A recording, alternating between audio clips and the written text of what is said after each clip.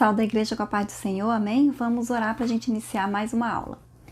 Senhor, meu Deus, meu Pai, nós te apresentamos, Senhor, as nossas vidas, a nossa mente, o nosso entendimento. Pedimos que o Senhor venha nos dar sabedoria, que o Senhor venha nos dar crescimento, que o Senhor, Deus, venha colocar em nós a Tua palavra, meu Deus, que o Senhor venha aumentar a nossa fé e que em nome de Jesus, Deus, nós possamos ser luz aonde quer que a gente vá, que a Tua palavra, Deus, seja pregada, Senhor, o Teu evangelho, Deus, que nós sejamos instrumentos do Senhor nessa terra, que o Senhor nos dê sabedoria, que o Senhor nos dê entendimento, Senhor, da Tua palavra, que o Senhor repreenda todo o mal das nossas vidas, Deus, todo o medo, toda a preocupação, toda a ansiedade, tudo aquilo que não vem de Ti, Senhor. Nós te pedimos, Deus, que o Senhor nos abençoe, meu Pai, que o Senhor nos guarde, meu Deus, e nos livre de todo o mal, Senhor. É isso que nós te pedimos e te agradecemos em nome de Jesus. Amém? Na lição de hoje, nós vamos falar sobre a parábola dos trabalhadores da vinha. A passagem está em Mateus, capítulo 20, versículo 1 ao versículo 16, que diz assim: Porque o reino dos céus é semelhante a um homem pai de família, que saiu de madrugada a assalariar trabalhadores para a sua vinha. E ajustando com os trabalhadores a denário por dia, mandou-os para a sua vinha. E saindo perto da hora terceira, viu outros que estavam ociosos na praça. E disse-lhes: Ide vós também para a vinha, e dar-vos-ei o que for justo. E eles foram. Saindo outra vez, perto da hora sexta e nona, fez o mesmo. E saindo perto da hora undécima, encontrou outros que estavam ociosos e perguntou-lhes: Por que estáis ociosos o dia todo? Disseram-lhe eles: Porque ninguém nos assalariou. Diz-lhes ele: Ide-vos também para a vinha e recebereis o que for justo. E aproximando-se a noite, diz o Senhor da vinha ao seu mordomo: chama os trabalhadores e paga-lhes o jornal, começando pelos derradeiros até os primeiros. E chegando os que tinham ido perto da hora undécima, receberam um denário cada um. Vindo, porém, os primeiros, cuidaram que haviam de receber mais, mas, do mesmo modo, receberam um denário cada um. E recebendo, murmuravam contra o pai de família, dizendo: Estes derradeiros trabalharam só 1 hora, e tu os igualaste conosco, que suportamos a fadiga e a calma do dia. Mas ele, respondendo, disse a um deles: Amigo, não te faço agravo. Não ajustaste contigo um denário? Toma o que é teu e retira-te. Eu quero dar a este derradeiro tanto como a ti. Ou não me é lícito fazer o que quiser do que é meu? Ou é mal ao teu olho porque eu sou bom? Assim, os derradeiros serão primeiros e os primeiros derradeiros, porque muitos são chamados, mas poucos escolhidos. Então, essa parábola, ela também é conhecida como parábola dos pagamentos, empregador generoso ou trabalhadores da última hora. Essa parábola está apenas no Evangelho de Mateus e Jesus também não faz explicação.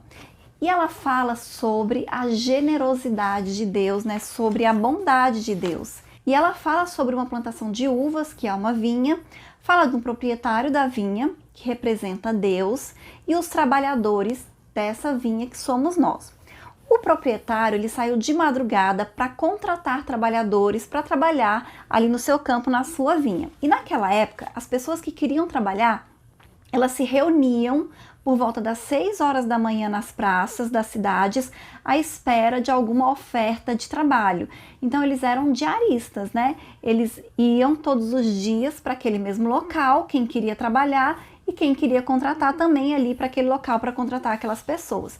E aí o proprietário da vinha, ele foi até aquele local e contratou algumas pessoas, e aquelas pessoas que ele contratou na primeira hora do dia, logo cedinho, 6 horas da manhã, ele disse que o pagamento seria de um denário, que era o referente ao pagamento do salário de um dia.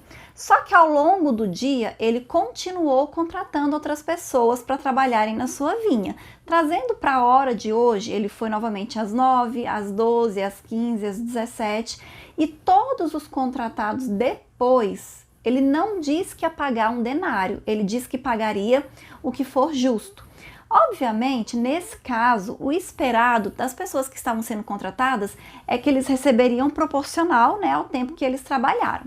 Ao pôr do sol, quando chegou no final do dia, 6 horas, o proprietário deu uma ordem para o seu administrador, para o seu mordomo, para que ele fosse lá e fizesse seus pagamentos. Ele disse: pague primeiro aos últimos. E aí, quando ele começou a pagar, começando pelos últimos, os que foram contratados às 5 horas, ele pagou um denário.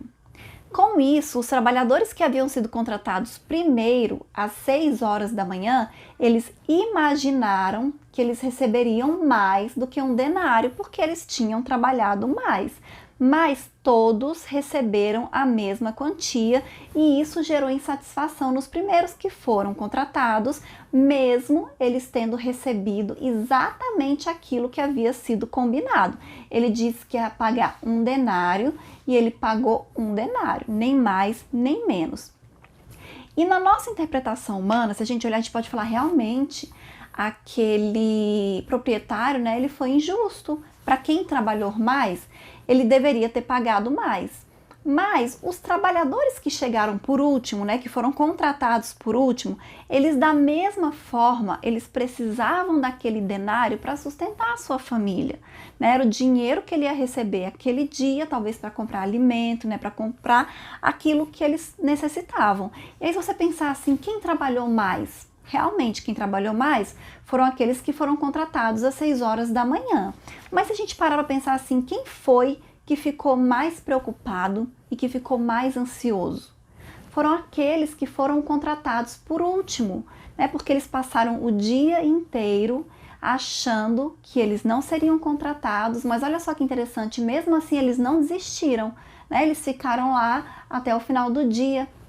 E aí, eles ficaram preocupados porque eles imaginaram que eles não iam receber o salário daquele dia e aí provavelmente eles não iam ter o sustento necessário para aquele dia, né?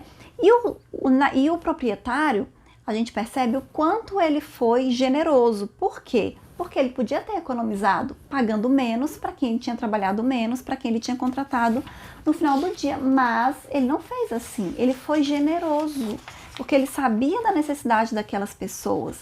E é interessante a gente observar que a bondade daquele proprietário pareceu ser má e injusta aos olhos dos outros trabalhadores, né? Porque eles, teoricamente, assim, na cabeça deles, eles receberam menos, mas na verdade eles receberam exatamente aquilo que havia sido contratado. E aí é por isso que o proprietário falou: eu não estou sendo injusto com você, eu te paguei exatamente aquilo que a gente combinou. E aí, se a gente parar para pensar, um dos motivos também que os fariseus tinham raiva de Jesus é porque os fariseus, eles se esforçavam para cumprir a lei, né? Eles eram pessoas que estavam desde jovens, né, conhecendo a lei, estudando a lei, se preocupando em cumprir a lei e cobrando que as pessoas cumprissem a lei. E aí eles não achavam justo porque Jesus vinha e perdoava o pecado de pessoas que estavam literalmente numa vida de pecado, né, que não se preocupavam em conhecer a lei, que não se preocupavam em cumprir a lei, né, em cumprir os mandamentos, né, do Antigo Testamento que o Senhor havia ordenado a Moisés. Então eles não achavam justo isso que Jesus fazia. Como é que Jesus pode perdoar o pecado dessas pessoas? Eles nem estão se esforçando, eles nem estão trabalhando, né? Eles estão vivendo aí em pecado, quando na verdade os fariseus também estavam em pecado, né? É aquele versículo também, né, que fala: eles apontavam o cisco no olho do outro, mas não enxergavam a trave que estava nos seus próprios olhos. Então eles tinham facilidade de perceber e de apontar o pecado dos outros, assim como nós muitas vezes temos muita facilidade de enxergar o pecado do outro, mas a gente esquece que nós também pecamos, a gente esquece que nós também erramos e que nós também falhamos. Então a gente acha às vezes que o Senhor está sendo injusto conosco quando Ele está sendo bom com outras pessoas. E isso não tem nada a ver, né? Não é porque Deus está sendo bom com um que Ele está sendo ruim comigo. Isso é inveja, né? Isso é egoísmo. E se a gente lê, né, o contexto, a gente leu, a parábola está no capítulo 20 de Mateus. Mas do capítulo 19, o contexto ali que Jesus estava, foi ele que preparou para que Jesus contasse essa parábola. Porque no capítulo 19, vem um jovem rico e pergunta para Jesus o que ele tinha que fazer, né, para herdar a vida eterna, para entrar no reino de Deus. E aí Jesus fala, né, as coisas, os mandamentos e tal. E aí o jovem fala: isso eu já cumpro desde sempre. Aí Jesus fala assim: então vai e vende os seus bens, né? Vende tudo que você tem. E o jovem não gostou daquilo e ele não fez aquilo que Jesus orientou, né? Ele se sentiu triste, ele saiu dali chateado porque Jesus havia falado isso com ele. E aí Simão Pedro, vendo o comportamento daquele jovem, né, que se recusou a abandonar tudo que ele tinha para seguir a Jesus, ele fala assim: mestre, né? E nós que deixamos tudo o que nós possuímos para te seguir, que abandonamos tudo, o que é que nós vamos receber? E aí Jesus responde para ele: vocês vão receber 100 vezes mais e, além disso, o mais importante, herdarão a vida eterna, ou seja, serão salvos, terão a salvação. E então, qual é o salário que aqueles trabalhadores recebiam? Um denário, que representa o quê? A vida eterna. Então, essa questão que conta aqui nessa parábola, ele está falando disso, de salvação e de vida eterna, que é o mesmo salário para todos. Mas a gente precisa entender que existe uma diferença. Existe a salvação, que é igual para todos, e existe o galardão, que é diferente. Então, a salvação, né, quem aceita Jesus, né, quem recebe o Senhor como seu único suficiente Salvador, recebe a salvação. Nós sabemos disso, isso não é pelo nosso esforço, não é pelo nosso trabalho, é pela graça de Deus, é pela misericórdia de Deus, é pelo que Jesus fez e não pelo que nós fazemos. Então não depende de nós, depende de Jesus, nós só temos que aceitar. Agora o galardão é o quê? É uma recompensa dada por Deus pelas obras que praticamos em obediência à sua vontade. E a Bíblia diz que nós teremos galardão na vida eterna. E esse galardão vai ser diferente de acordo com cada pessoa. Então, a salvação é igual para todos, é o salário, é o denário, mas o galardão é diferente, é o prêmio. E a Bíblia fala de galardão, nós sabemos que é algo bom, mas nós não sabemos exatamente o que é ou como será. Então nós sabemos que algumas pessoas vão ter um galardão maior e outras pessoas vão ter um galardão menor, de acordo com aquilo que praticaram aqui nessa vida, com a sua obediência, com as suas obras. Então, como eu disse, a salvação é igual para todos, é o salário, é o denário, mas o galardão é diferente porque será de acordo com as nossas obras de obediência. Então, por exemplo, quem acabou de aceitar a Cristo e morrer na sua velhice, já no final da sua vida e morrer, vai receber salvação, mas o galardão vai ser provavelmente menor, né? Porque a pessoa teve menos tempo para conseguir ali o seu galardão. Agora, uma pessoa que aceitou a Cristo na sua juventude, passou a vida inteira trabalhando para a obra de Deus, obedecendo, anunciando o evangelho, ganhando almas, o galardão dessa pessoa vai ser diferente. A salvação é a mesma coisa, mas o galardão é diferente. Então, é disso que a parábola fala, de salvação. E muitas pessoas, ainda hoje, elas são iguais aos fariseus e aos trabalhadores da vinha. Muitas pessoas, ainda hoje, não acham justo que quem acabou de se converter, depois de uma vida de pecados, receba a salvação.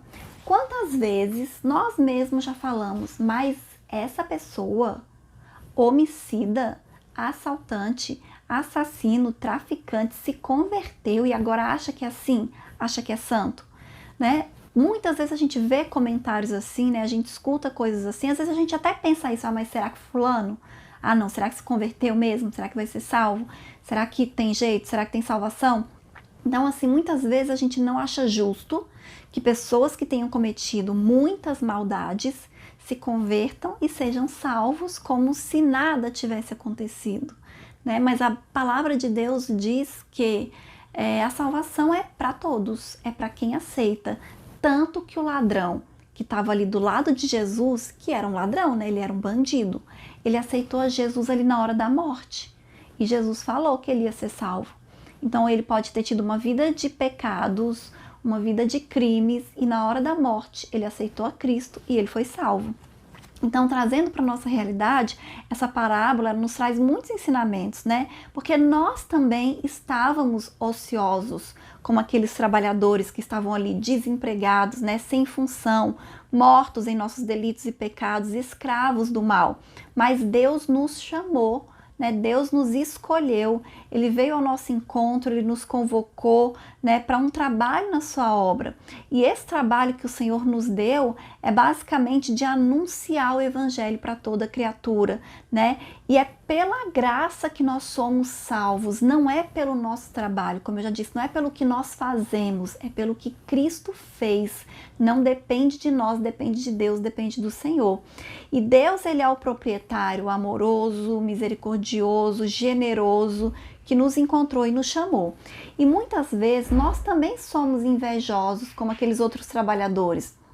Uma outra lição muito importante é com relação à inveja. Quantas vezes nós questionamos Deus por ter abençoado alguém que nós julgamos que é menos digno do que nós? Ah, mas fulano acabou de se converter e já recebeu essa bênção que eu estou orando há tantos anos, que eu estou pedindo há tantos anos e não recebi, né? Então, às vezes, uma pessoa recém-chegada na casa do Senhor, ela é abençoada, ela é usada de uma maneira que nós queríamos ser usados e não somos. E às vezes a gente questiona Deus, mas Deus, por quê? Por que ele, por que não eu?